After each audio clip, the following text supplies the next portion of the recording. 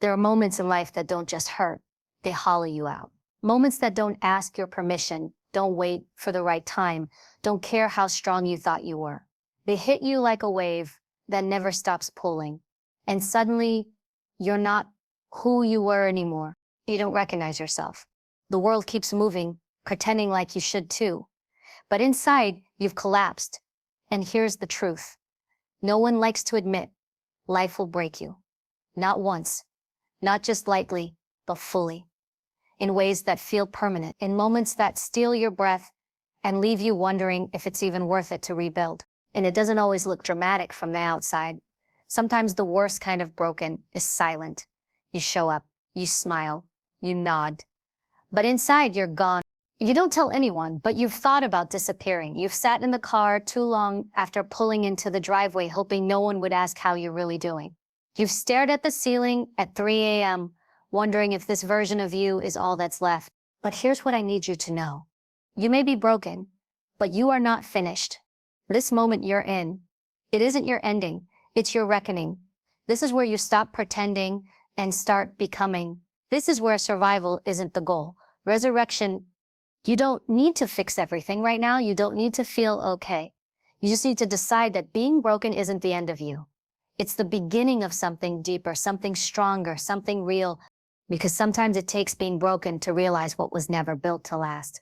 And now we start there. Not with answers, not with perfection, but with the decision to rise, even if it's in pieces. Let's begin. When everything you depended on collapses, when the foundation cracks beneath you, and the life you thought you were building falls apart, it feels like the end, like something permanent has died. And in many ways, something has the version of you that lived in safety, in illusion, in the comfort of what was predictable. That part may be gone. But the part of you that rises from that wreckage, that's not the end of you. That's the real beginning. Most people are terrified of being broken because they associate it with failure, weakness, shame. But being broken doesn't mean you're less. It means you've outgrown the shell you were living in. That identity, that life, those relationships, those beliefs, they served their purpose, but now they've crumbled. And now you get to decide what stays buried and what rises. This is the moment when your story stops being about who you thought you were and starts being about who you actually are. The truth is, you never know who you are until the image of who you were supposed to be gets shattered, until the roles fall away, the masks slip off, and the world stops clapping. That's when your real reflection shows up. And it's not always pretty, it's raw, it's messy, it's vulnerable, but it's you, the unedited version. The version that doesn't perform to earn love, that doesn't shrink to stay safe, that doesn't hide to feel accepted. That broken version of you is not weak, it's exposed. And there's a difference. Weakness is the refusal to feel. Weakness is lying to yourself, to avoid the work. But exposure, painful as it is power. It's real. And real is where transformation begins. See, you don't build strength from comfort. You build it from resistance, from pressure, from moments that force you to sit with your own thoughts and still choose not to run. When life breaks you, it's not just tearing something down, it's carving something out, something deeper, something more resilient than what was there before. Think about it. How do people find their mission, their voice, their strength? It's not during the highlight reels. It's during the nights they didn't think they'd make it through. It's when they had nothing left but their breath and still chose to wake up and fight. That kind of character doesn't come from easy. It's forged in the dark under pressure while nobody's watching. That's where true self-respect is born. And maybe you don't feel ready. Maybe right now all you feel is shattered and tired. But consider this. If your life was perfectly intact, you'd never have a reason to rebuild. If things never fell apart, you'd never discover what you were capable of constructing with your own hands. The break is what gives you the blank canvas. You get to rewrite the rules now. You don't have to keep living under the labels that were handed to you. You're no longer obligated to carry what broke you. You get to shed the pieces that never belonged to begin with. And in their place, you build truth. You build purpose. You build you unfiltered, unafraid, and unbreakable. Not because you were never broken, but because you were and you came back anyway. Some people stay shattered because they think the pieces don't matter anymore. But the pieces are what make the mosaic. You don't erase what broke you. You build with it. You own your scars. You make them part of the art. That's what separates people who live on the surface from those who live with depth. They've walked through hell, but they didn't let the fire burn out their spirit. They used the flames to forge something new. So if you're in that place, if life has broken you, if you don't even recognize your reflection anymore, don't rush to fix it. Don't run from the pain. Sit with it. Listen to what it's trying to teach you. It's not here to destroy you. It's here to refine you. The breaking is sacred. If you let it be, you're not meant to go back to who you were before. That version of you didn't have this wisdom, this grit, this story. You're meant to go forward into a life that doesn't just look good on the outside, but feels grounded on the inside. A life built with intention, clarity, and inner power. You are not done because you are broken. You are beginning. You are at the point in the story where everything changes, where the victim becomes the warrior, where the silence becomes the roar, where your scars stop being symbols of shame and become emblems of survival. So don't try to glue the old pieces back together to look like who you were. Let them fall. Let them scatter. And then step by step, build something that was never supposed to break in the first place. This is not your ending. This is your rise. You don't need to be healed to stand up. You don't need to have it all figured out, all resolved, all at peace to move forward. That's a myth that keeps people stuck. This belief that you have to wait until the pain is gone, until the past doesn't hurt, until you feel whole again, before you can act. But the truth is, movement is part of the healing, and waiting for permission from your feelings will keep you paralyzed. You may be broken, grieving, angry, numb, but you can still choose. You can still take a step, however small, however shaky. Healing isn't the requirement for motion. It's often the result of motion. Standing up doesn't mean you're over it. It means you're refusing to let it define you. Too many people sit in their darkness, hoping clarity will arrive before they act. They wait for the motivation, the courage, the strength to show up first. But that's not how growth works. Strength doesn't knock on your door. It's not a feeling, it's a decision. And most of the time it feels awful at first. The body resists. The mind pushes back. Everything inside you screams that it's too soon, too hard, too much, but you do it anyway. That's what makes it powerful. The people who change their lives aren't the ones who waited to feel ready. They're the ones who were scared, broken, exhausted, and still got up, still sent the message, still showed up, still trained, still spoke the truth. Because they knew that healing doesn't start in comfort, it starts in motion. It's easy to confuse stillness for self-care. And sometimes, yes, rest is necessary, stillness has its place. But when you're constantly stuck in the story of your pain, rehearsing it every day, turning it over in your mind like a stone, you're not healing, you're looping, you're building a home in the place that hurt you. And you were meant to live there. You were meant to walk through it, to take that first hard step, even with your hands shaking and your breath uneven, to say, I don't feel okay, but I'm going anyway. To get up, not because you're fine, but because staying down is no longer an option. You don't have to know what the future holds. You don't need all the answers. What you need is the courage to disrupt the cycle, to break the rhythm of staying stuck. Even if that means starting with brushing your teeth, making the bed, going outside for 5 minutes, reaching out to someone who will tell you the truth, not just what you want to hear. These are small acts of defiance against the part of you that wants to give up. And they matter. They build momentum. That's the other myth, that your healing has to be grand, dramatic, Instagram-worthy. It doesn't. It's often ugly, boring, repetitive. You'll cry one day and laugh the next. You'll fall apart in the morning and give advice to someone else by nightfall.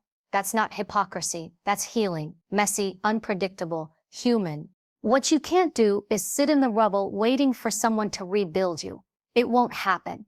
No one's coming with a magic plan to make the pain disappear. The only way out is through. And through means choosing to walk while you still hurt. There's something sacred about standing up in the middle of your pain, not after it ends, but right in the center of it. When you stop waiting to be fixed and start showing up as you are, that's when real change begins. That's when your healing becomes internal, not conditional, not based on outcomes, but on identity. Because the more you move forward, the more you teach your brain, your body, your spirit, I am not the pain. I am not the event. I am the response. And your response, it's everything. It's what separates those who stay buried from those who rise. You can't choose what broke you, but you do get to choose what you build next. And that choice starts with movement. Not perfection, not clarity, just motion. Even now, you can decide. You can decide to stop identifying with the wound and start identifying with the fight, the fire. The part of you that said, this won't be the end of me. That part exists, even if it's quiet right now. Even if it's buried under shame, fear, fatigue, it's there, and every small action digs it out. You don't owe the world a perfect version of yourself. You don't even owe yourself perfection.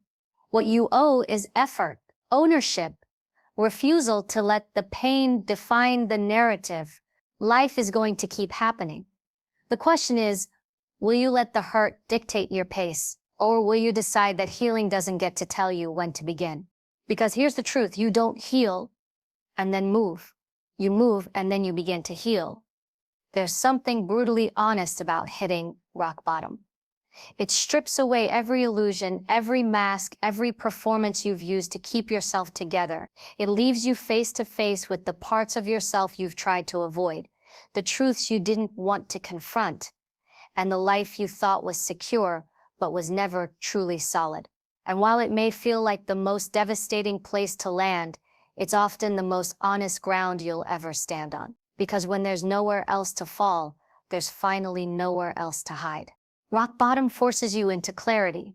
The noise quiets, the distractions stop working, the people who were only there for your highs disappear, and suddenly you're left with the raw, unfiltered version of yourself, the one you've buried beneath expectations, routines, and emotional bandages. That's where the real work begins, not when everything is going well, not when you're succeeding, but when everything collapses and you're left asking, who am I without it all? So it's uncomfortable. It's disorienting, but it's real.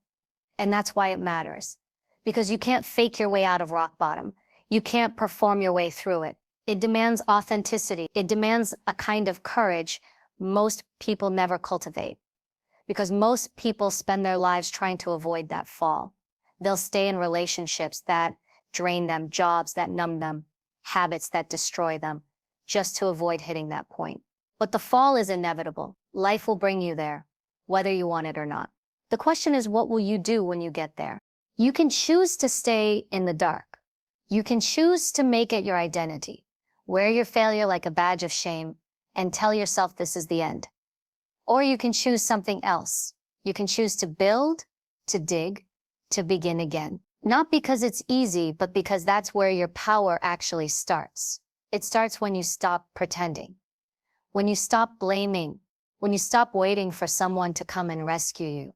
And you realize that even here on your knees, bruised, exhausted, stripped down, you still have a say. You still have a choice. Rock bottom gives you the gift of ground zero, a clean slate. It's the moment where everything fake has fallen away and only what's real remains. It doesn't feel like a gift. It feels like agony. But sometimes pain is a portal. Sometimes pain is the only thing strong enough to break the surface and show you what needs to be rebuilt, restructured, redefined. There's no more pretending when you're at your lowest. That's why the work done at rock bottom is the most powerful work you'll ever do. Because it's honest, it's unfiltered. It's not about showing the world who you are. It's about deciding who you want to become and building that person from the ground up, slowly, relentlessly, brick by brick. You're not rebuilding the old version of you. You're constructing a new one who doesn't carry the same excuses, one who doesn't run from truth, one who's not afraid to face their patterns, their past, their pain, and still move forward anyway. That kind of strength doesn't come from winning. It comes from surviving, from rebuilding when no one is watching, from waking up, not because you feel motivated, but because you've made a decision. At rock bottom, everything becomes simple. Not easy, but simple. What matters becomes obvious. What's fake becomes intolerable. You start to recognize what you can't carry anymore, whether it's the need to please, the fear of failure, or the belief that you're not enough. Those things start to fall away when you realize they never protected you in the first place. The climb from rock bottom isn't fast, it isn't glamorous, and most of the time no one applauds it. But step by step, you rise. Not because life magically gets easier, but because you get stronger. You get more honest. You start showing up, not for the world, but for you, for the version of yourself you're fighting to build, for the future that doesn't exist yet, but will, if you keep going. And that's the secret no one talks about. Rock bottom isn't the end. It's the beginning. It's the moment you finally stop lying to yourself about what's not working.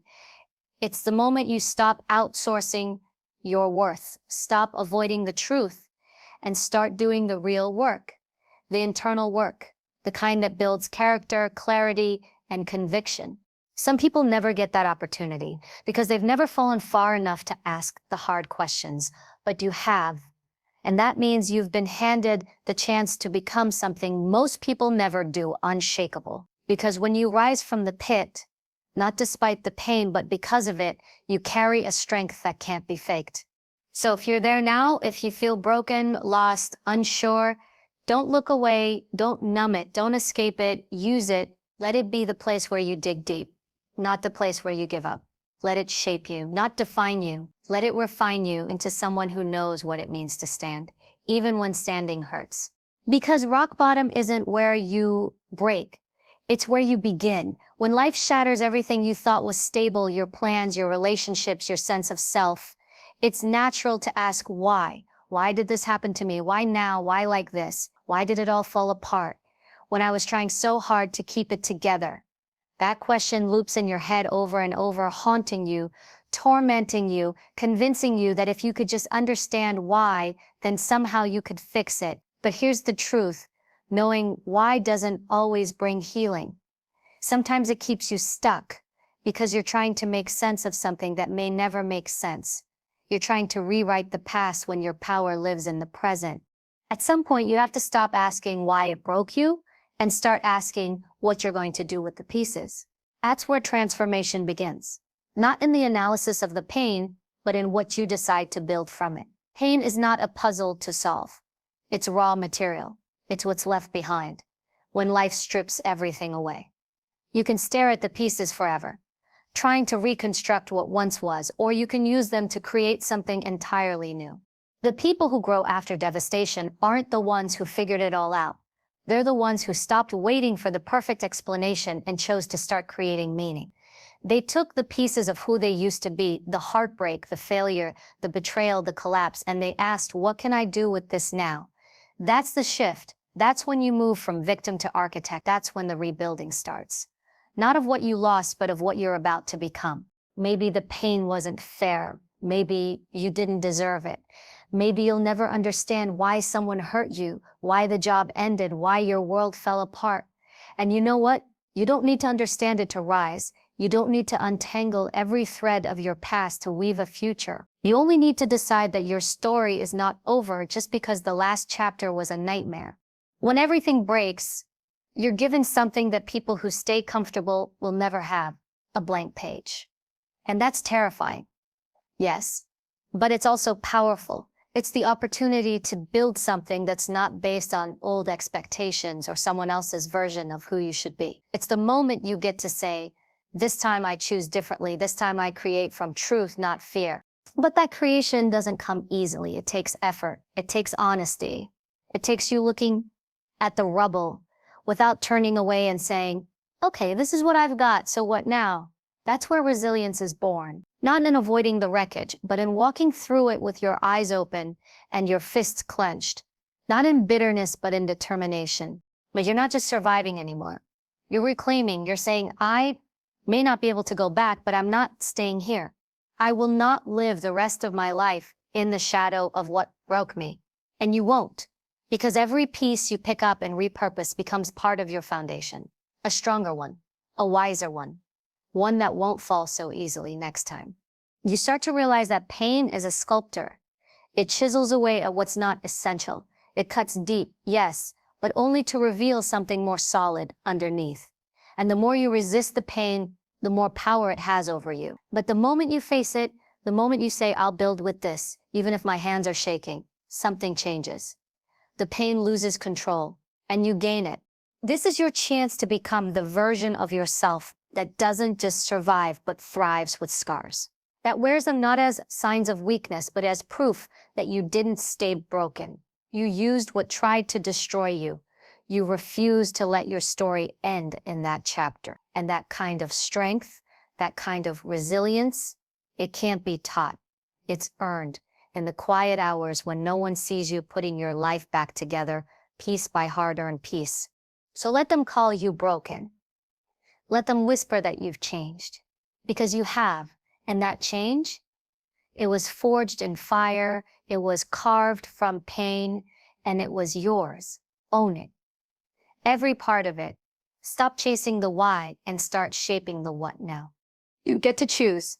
Will you let the pieces bury you, or will you pick them up, bloody hands and all, and start laying the groundwork for something that's never been seen before? Not a copy of your past life, not a return to who you used to be, but something bold, fierce, real, something that came through the pain, not in spite of it. That's your power, that's your story, not the one you hoped for, but maybe, just maybe, the one you needed. Because now you know what you're made of, and you don't need to ask why anymore. You've got something better, the will to build anyway. What if everything you thought made you strong, your job, your money, your status, your relationships, wasn't actually your power at all?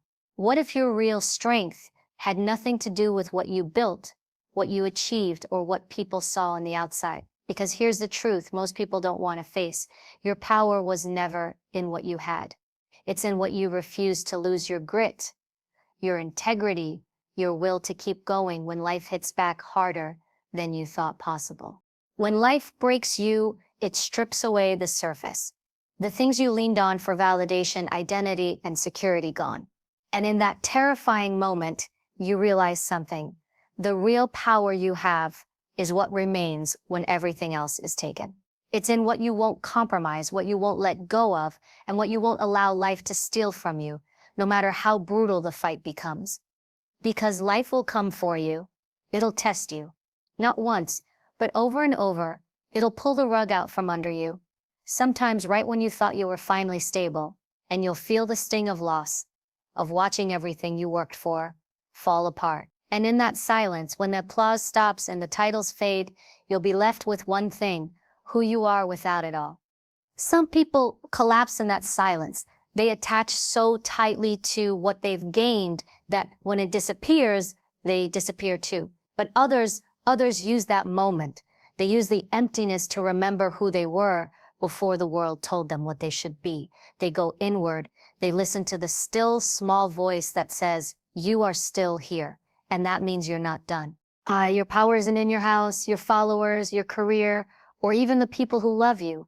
Those things matter, but they aren't the core, because when it's all stripped away, when it's just you and your breath and 100 unanswered questions, that's when the real power reveals itself. It's in your refusal to quit, your decision to stand back up, your unwillingness to trade your integrity for comfort, your voice for approval, or your soul for safety. You see, real power is quiet. It doesn't beg to be seen. It doesn't depend on applause or permission. It's what keeps you moving when no one's clapping. It's the fire in your gut when the world has turned its back. It's the grit in your spine that says, take what you want, but you're not taking me. And maybe you've lost things. Maybe you've lost everything, but you're still here. That matters, because the fact that you're still breathing means you still have a choice to rebuild, not from fear, not from desperation, but from truth, from the parts of yourself that no one can touch: your heart, your discipline, your courage, your faith, your character, the things you refuse to let life take. You didn't make it this far by luck. You didn't survive what broke you because you had it easy. You're here because something inside you was unshakable. You held on when others let go. You stood up when it was easier to stay down. You said, not yet, when life told you to quit. And that's your power. That's what they can't take. Not the money, not the success, but the refusal to be erased, to be silenced, to give up on yourself when everything else has. Too often, we define ourselves by external wins. We think if we lose the job, the title, the relationship, we've lost our worth. But those things were never your worth to begin with. Your worth is built in. It's woven into how you show up when no one's watching. It's in the way you fight for yourself when the world walks away. It's in how you refuse to abandon yourself, even when everyone else does. That's the kind of power no one can hand you and no one can steal. You've been through things that would break most people, and maybe you did break. But breaking isn't failure. It's proof that you went all in, that you lived, that you dared, that you felt things deeply enough to hurt, and that you were brave enough to keep going anyway. So stop measuring your value by what you've collected. Measure it by what you've kept. Kept your fire, kept your honesty, kept your compassion, kept your fight. That's what matters in the end. Not the trophies, not the applause, but who you became when the world tried to hollow you out and failed. There will always be things life takes. People will leave, plans will collapse, and some dreams will never come to life the way you imagined. But if you keep your core intact, you'll always have a foundation to rebuild from. One built on truth, not illusions. On strength, not circumstances. So don't fear the loss. Fear the silence inside the people who never dared enough to lose. And know this, your power isn't gone. It was never in the things that broke. It was in you all along. Quiet, steady, unbreakable. And you're still here, which means you still carry it, which means you're not done yet. When life has broken you, when the pieces are scattered and the silence is deafening, you have a choice. You can stay down, defined by what happened, or you can rise, shaped by what you decide to become. Your strength isn't proven in your victories, it's revealed in your comebacks, in the moments no one sees, in the quiet decision to keep moving when nothing feels certain. This isn't about being fearless or flawless. It's about refusing to disappear, refusing to let the pain become the full story. Because if you're still breathing, you're not finished. You are not just what happened to you. You are what you do next. You are the grit, the will, the relentless refusal to quit. And that's how you take your power back. Not someday,